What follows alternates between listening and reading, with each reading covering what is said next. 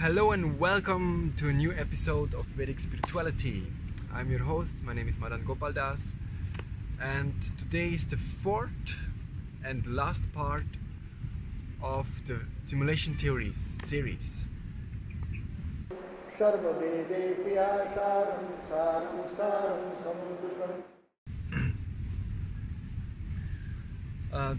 Today's episode is dedicated to the person who has left the simulation. So somebody who has taken the red pill and has come out of this matrix of the material world.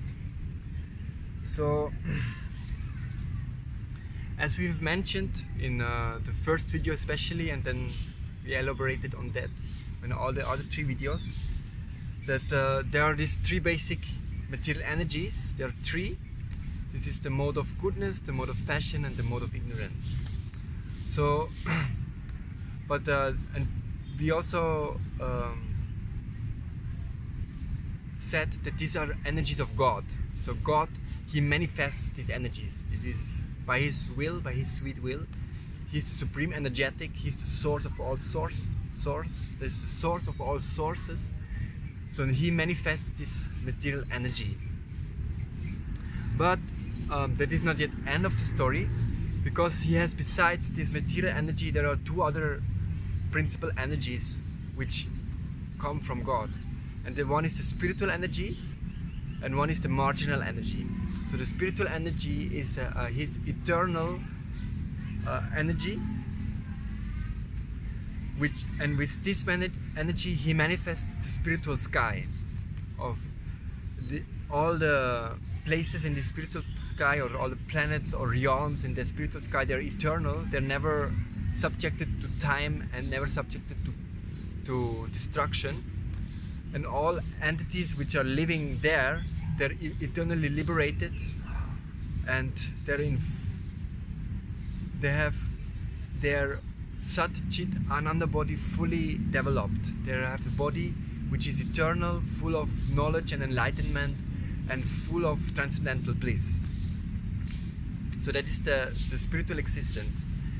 And then there's the material energy, and as we discussed, this can be divided into three principal aspects, the three gunas, and they manifest this cosmic manifestation. And it is also described as an external energy. It is like a shadow energy. It's like, it is still God, it is still connected to God, but He has like taken Him out to some extent.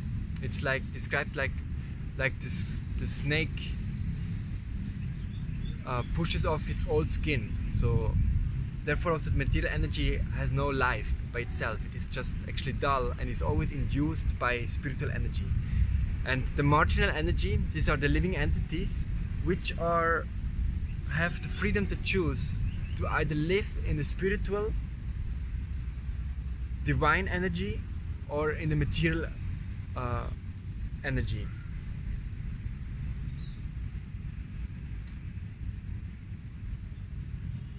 Okay, and the marginal energy is the energy that are we living entities who are spiritual in nature, with consciousness and all the symptoms of life. But we can decide whether we want to live in the spiritual energy with a full acknowledgement of God and full consciousness of God, or we want to forget God and live in the material world and try our luck there.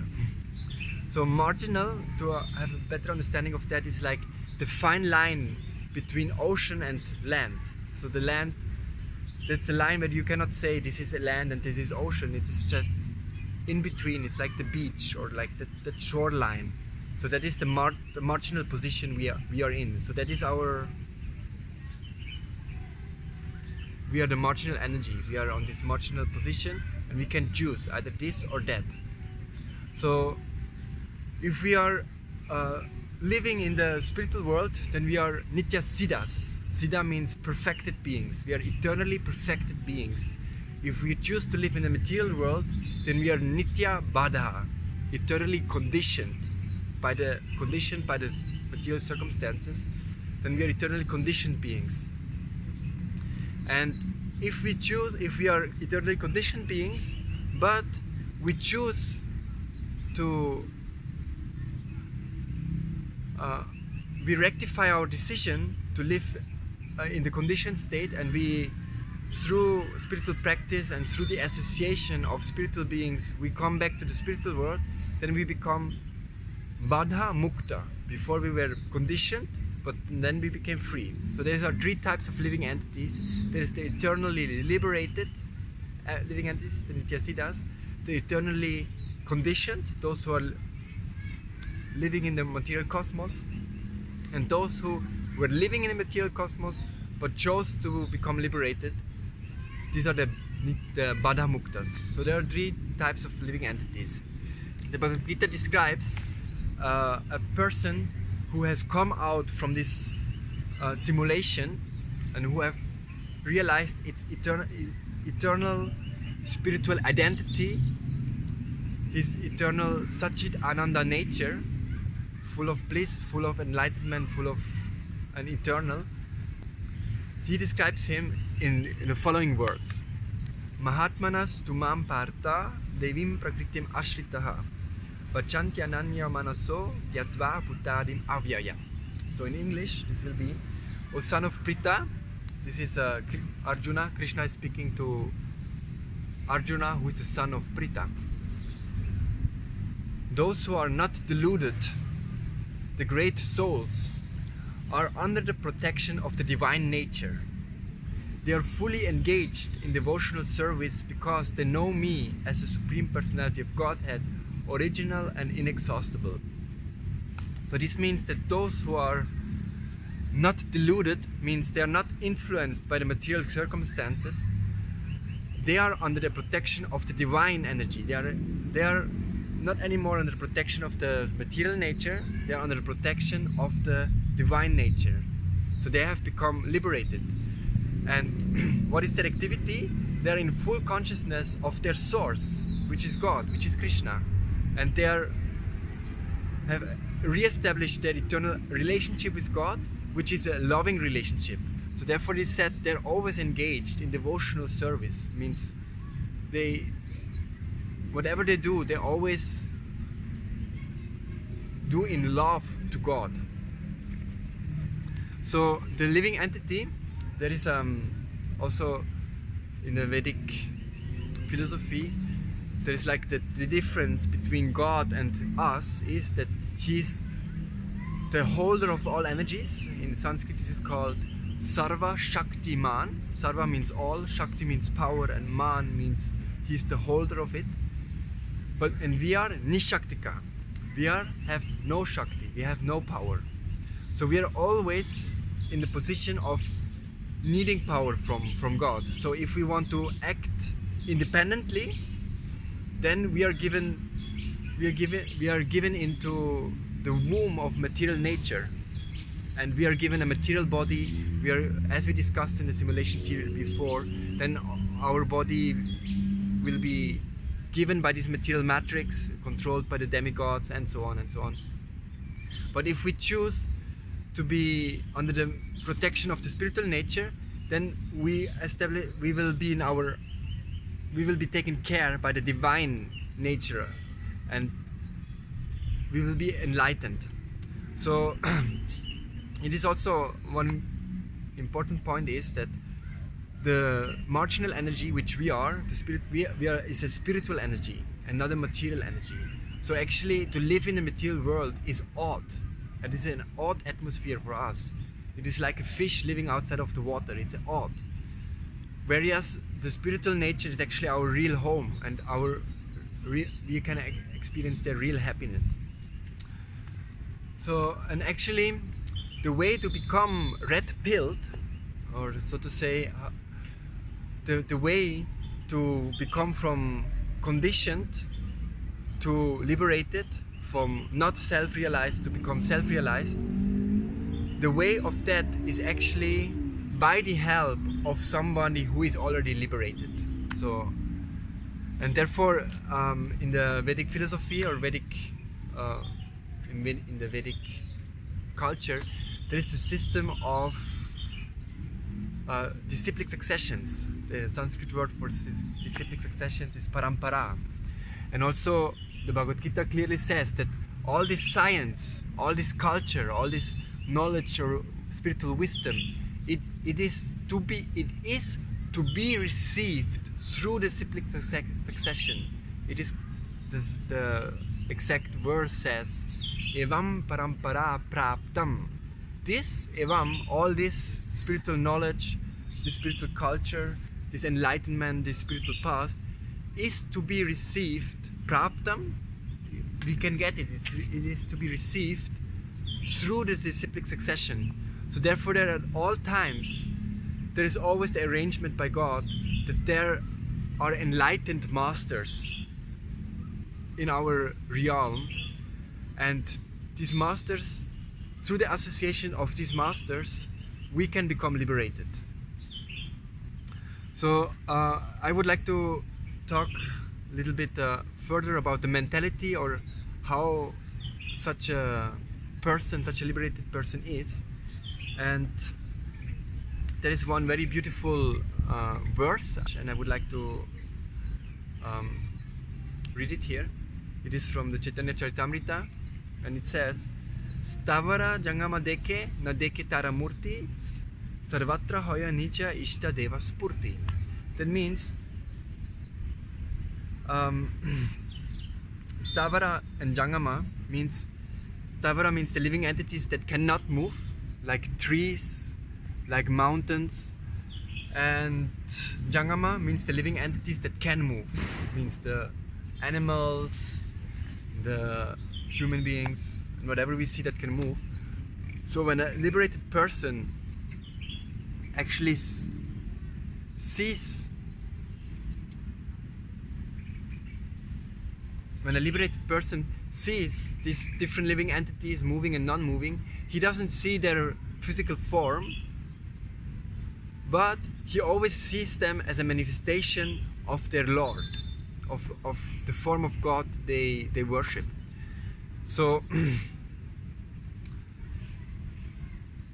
means at all times, the term actually for that is they have a fully blossomed consciousness, which means they are God conscious, they're Krishna conscious. So in everything they see, they always see the source, where it's from, because the source is the final controller of everything, is the final cause of everything, and everything is like a handwriting of that source. Is everything a product of him? So in everything they see, they not see just the end product and have and that is end of story, but no, they always see the bigger picture, and they always see how everything comes from God. So whatever they see, they're always reminded of God, and they always see it as a manifestation of Him. They don't say everyone is God, but everything is a manifestation of God. So that is their vision, that is their consciousness, that is their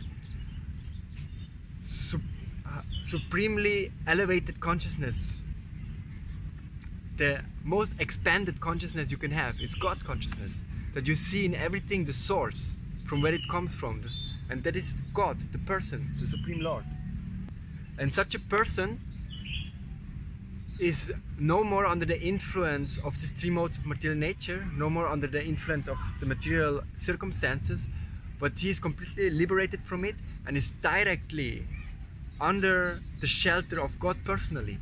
There's another passage in the Bhagavad Gita I would like to read, which illustrates the consciousness and of such a person. So a person in divine consciousness, although engaged in seeing, hearing, touching, smelling, eating, moving about, sleeping, breathing, always knows within himself that he actually does nothing at all. Because while speaking, evacuating, receiving, or opening or closing his eyes, he always knows that only the material senses are engaged with their objects, and that he is aloof from them. So, and these persons, these liberated persons, they are still active in this world, but they never have materialistic motivations, or like we ordinary people, they want to become rich or want to become that. Whatever they do is always actually for the welfare of the soul of the people. They're not engaged in mundane welfare, like just feeding the poor or feeding that, because that all pertains to the body, but they're always engaged in the welfare of the soul, and they always want to liberate. They want that other souls become liberated from the material condition and regain their birthright of eternal life, full of wisdom and full of bliss. In such a state, a person who is truly liberated, there is never a fall down. So if you hear stories of gurus and sadhus who fell down, who had this type of affair or sexually misused these girls and that and this and that, these are all signs that they were never on that platform, and they were never true gurus, and they were never truly liberated. Whoever falls down was never true. This word guru, and this is actually the standard of a true spiritual master, of a true guru, and this word guru is very pure. So you cannot say, in a mundane way we can say guru to many people, whoever is a teacher and teaches something is a guru, but in the spiritual sense, in the Vedic sense, guru, spiritual master, means actually Sri Guru is a spiritual master. His position is very clearly described, and whoever doesn't come to this elevated consciousness is not a true guru and doesn't deserve the title of spiritual master, of spiritual guru. He might be a guru for other things. Music guru is there, or also some yoga asanas gurus, and this is all right. I'm not saying they're not gurus, but they're not gurus in the Vedic sense of spiritual master. These very elevated souls, liberated souls, these spiritual masters, they're the true heart and soul of the Vedic culture, and because they are still present, there is still true spirituality available for everyone. So such personalities, such highly elevated souls, such true spiritual masters, they are the heart and soul of the Vedic society or the Vedic culture. And because they are still present nowadays in our and blessing the earth with their holy feet, therefore still there is a true spirituality for everyone available. So let us take guidance from such highly elevated souls and become liberated in this lifetime. So this is for the video today, and this is also the end of the simulation theories. I'm working on the Vedic Universe series, so please subscribe and stay tuned for that. If you want to know more about this specific topic about Guru and the relationship to Guru, how to find Guru, how to be sure you're not be cheated by a cheating Guru, this I will cover in future episodes. Or if you are urgent to know about this, you can write me an email. My email is in the description. But that is for today. Thank you very much for listening, and see you next time. Sarva Vedetyā saram saram saram samudukam